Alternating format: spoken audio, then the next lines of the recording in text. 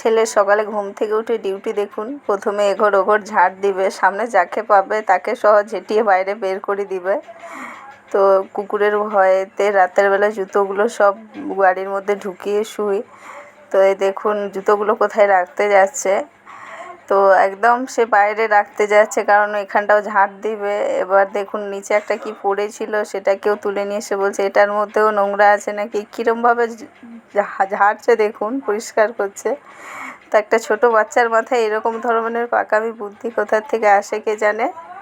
তো এই দেখুন ঝাড়া হয়ে গেছে, আবার নিজের জায়গায় তুলেও রেখে দিয়েছে। এবার দেখুন কিভাবে কাজ বাড়িয়ে কাজ কমাতে হয়। নিজে প্রথমে প্যাকেটগুলোকে ছিঁড়ে নিয়ে এবার ঝাড় দিচ্ছে। দেখুন আমারও জুতোগুলো পেয়েছে, ওগুলো এবার কোথায় তুলছে দেখুন, সে একদম উপরে তুলে নিয়েছে, বলছে কোথায় রাখবো, নিচে রাখার জায়গা নেই, দিয়ে এবার উপরে তুলছে দেখুন।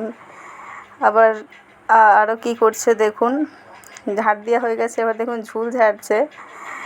তো নিজে লাঠির থেকে নিজে হাইটে ছোট, তো লাঠিটা নিয়ে নড়াতেও পারছে না। আবার দেখুন বাসন মাজছে কীরকমভাবে, দেখুন একটা মাজা হয়ে গেছে।